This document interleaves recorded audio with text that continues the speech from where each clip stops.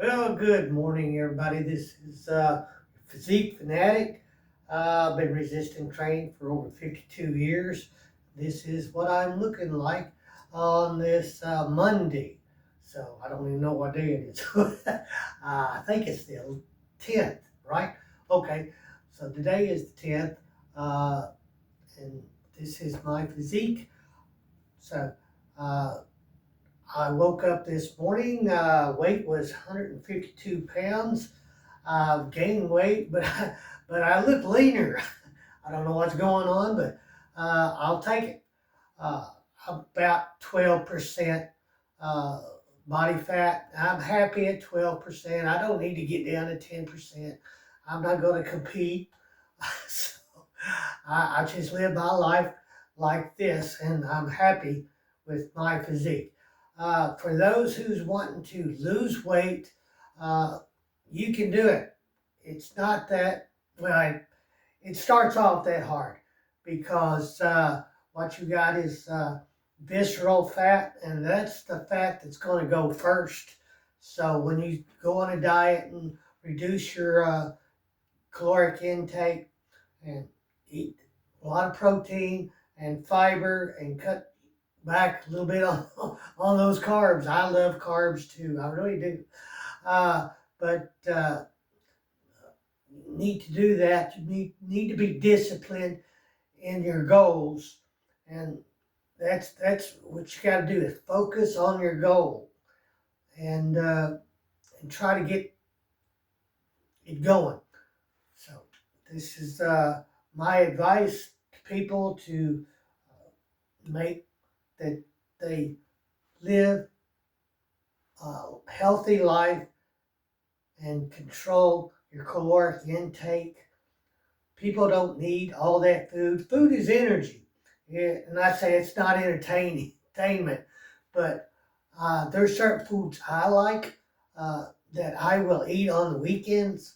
Monday through Friday, I eat pretty much the same thing. I got my routine now that I eat out of a bowl. If you notice why Asians are skinny, they're thin, they're lean, because if you notice how they eat with chopsticks, which isn't the easiest thing to use. So you don't want to be constantly eating with chopsticks, so you don't eat as long, and it's hard to eat a lot. And they eat out of bowls. You notice they may have 10 different bowls, and they might have a little bit of food, different kinds of foods in each little bowl. And they'll pick up a bowl, eat that, finish that all, put that aside, get another bowl and eat. They may have 4 or 5 bowls, but there's not a whole lot in those bowls. So they're cutting back their caloric intake by eating out of bowls. And I eat out of a bowl on my during the week, Monday through Friday. I eat out of a bowl, and my first breakfast is going to be 100 grams of ground turkey, low fat. That is 10% ground turkey. And then on top of that, I put a serving of cottage cheese on top of that. It was 113 grams as a serving. Then I'll fry 2 eggs over easy, put it over top of that, and I might even sprinkle some cheese on top of that and stick it in the microwave, nuke it for a little bit to melt the cheese. That's my breakfast. Now my lunch, I've changed it up. Instead of eating the same thing, pretty much the same thing, only different. Same thing, only different. I always say that all the time. People used to go, "What are you talking about?" So my bowl is going to start off with uh, a patty of ground beef, and it's low fat patty of ground beef.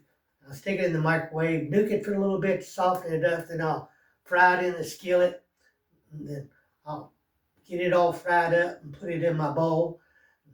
Then I'll fry my eggs, but on top of that ground beef patty, I'll throw another serving of cottage cheese. It's the same thing, only different.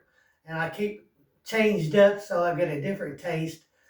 Then I'll put fry my eggs up and put it on top of that. A little bit of cheese, same thing. Then I'll eat that for lunch. Then dinner is going to be a little different too. So I'll take a can of sardines, put it in the bottom of my bowl, chop it up a little bit.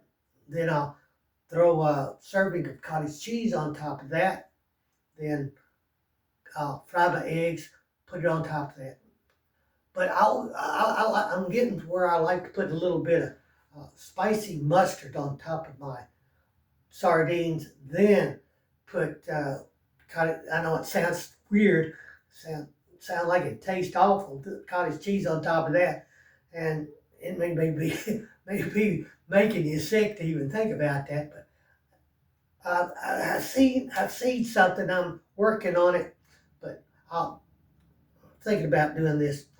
But I put some mustard on it, then I'll put the cottage cheese on there, then 2 eggs over easy, then my little bit of shredded cheese on top of that. Now, I do this 100 grams, of, you know, uh, my grams may be different than yours. It all depends how big you are. I'm only 5'6", 150 pounds. I was 152 this morning, but this is Monday morning after my splurging on the weekend. I'll tell you about that in a second. But you're a bigger person or smaller person. You have to adjust your caloric intake to your size and try to be have a deficit. Work in a deficit if you can. But you don't know what your deficit is until you know what your maintenance calories are. You got to find what your maintenance calories are, and you got to track. You got to track your calories. It's like reading a map. You got to know where you are and where you're going. So you got to track. But you don't have to track all the time. That's why I eat the same thing Monday through Friday, so I don't like tracking. I know my calories I'm taking in. I know my maintenance calories. I know if I want to reduce my calories, I know my maintenance calories. I dropped about 300 calories off of that. And then, like, if I see that I'm getting too lean, I'll add another egg. I don't have to count it.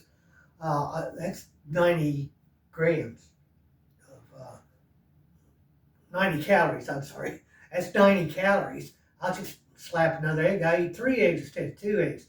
If I get where I feel like I'm getting too fluffy or something, I'll drop it back. I'll take away an egg. But this is how I control my weight. Once you find your maintenance calories, you can adjust. So drop off about 300 calories and then work with that. And if you're losing weight, then stick with that. Then weigh yourself. Then you can see if you're losing weight. If you lose 5-10 pounds, you can adjust. But your visceral fat, you're not going to see a whole lot of change right off the bat because your visceral fat is the first fat that goes. Then your subcutaneous fat, which is the skin over top of your muscles. That's when after you get your visceral fat gone, you're not going to see a whole lot of difference. You're not going to see muscle change. You're not going to see very much at all because you got this coat of subcutaneous fat covering up your muscles. And it's discouraging, I know. But remember, give it time. Give your time to get that visceral fat gone. After that visceral fat's gone, then your subcutaneous fat will start to go. So that's a little bit of hint, and that's why it seems like it takes forever before you see any change. And I always tell everybody, use a good belt. Find a good belt that fits you around the waist.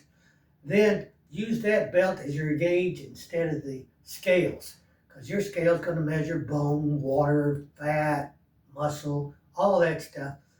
and it may not drop you may drop a lot of weight, not a lot, but you're talking about 5 pounds. If you drop 5 pounds a week, you're losing water. You're losing water. And what happens from what I understand, I may not be right, but what I understand, when you start losing fat, those fat cells and stuff will produce water. It liquefies. So you're going to get a lot of, and that water will dissipate. So you're going to lose water mostly before and through losing your visceral fat. Okay? After you lose that visceral fat and all that water, then things will slow down because you're going to go to subcutaneous fat. Get here, walk, talk, walk and talk. I can't walk and talk. But this is my advice to people. Be patient. For goodness sakes, don't let your hunger for more calories outpace your fat loss. Because when you start losing fat, you're going to get hungry. There's no lying about it. Unless you eat 3 meals a day, maybe 4 meals a day. I eat 3 meals a day, plus I have a snack.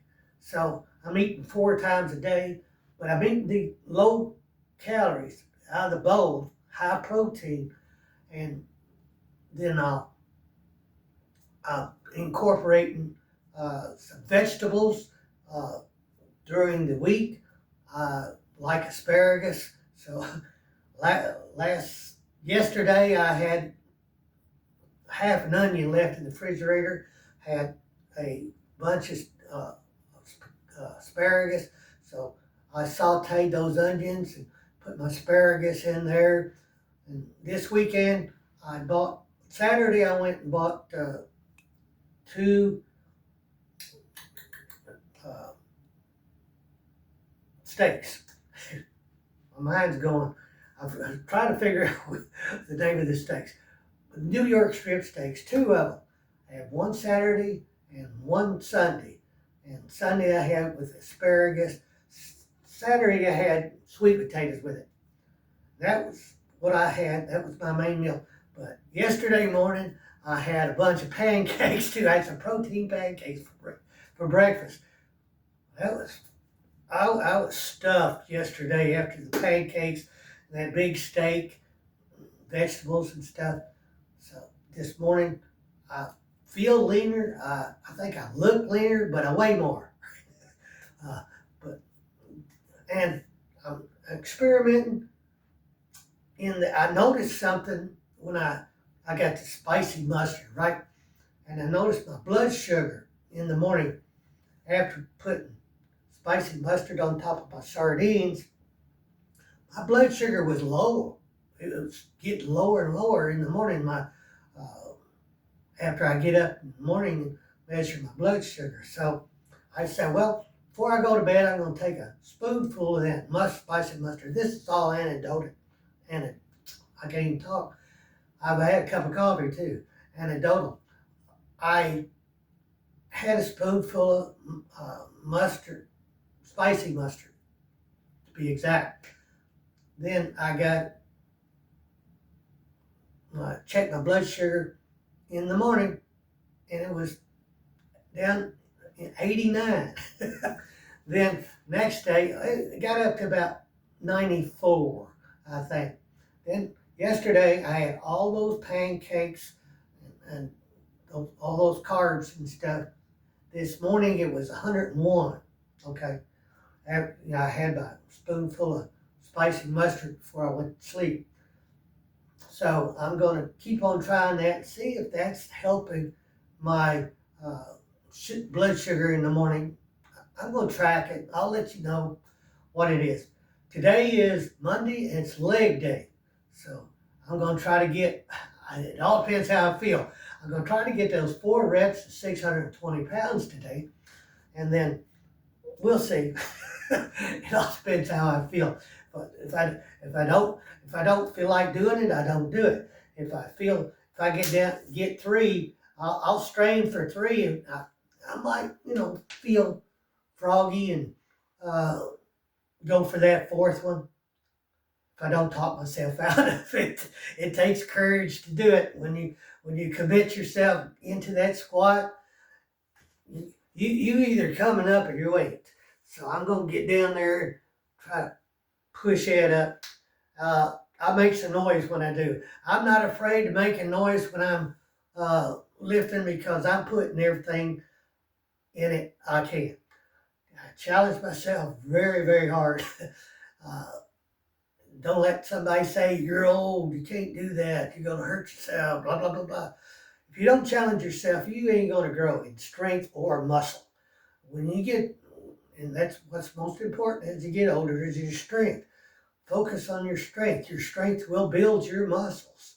You don't have to focus on building your muscles. That strength that you use working out will build your muscles. That's all I got today. Subscribe. I'm so grateful for all your subscribers. It helps me get this message out to the older guys. I don't get paid for doing this.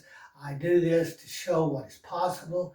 And maybe this will help. And I've had several subscribers tell me that I have motivated them to take care of themselves as they get, when you get in the 40s and 50s, you realize that you're going to live longer than you thought you were, and you need to be healthy and enjoy your life. Thank you very much. Appreciate all your subscribers. Be sure to subscribe, like, and share. Tell others. Let me show others what they can achieve. Like if you got a father who needs to work out, a brother or sister, mother that needs to get out and work out, and show what is possible. This is what I do, and I do it. I do it because I care. You think I care? I care about people. Uh, Thank you very much. Have a great day. Have a great life. See if this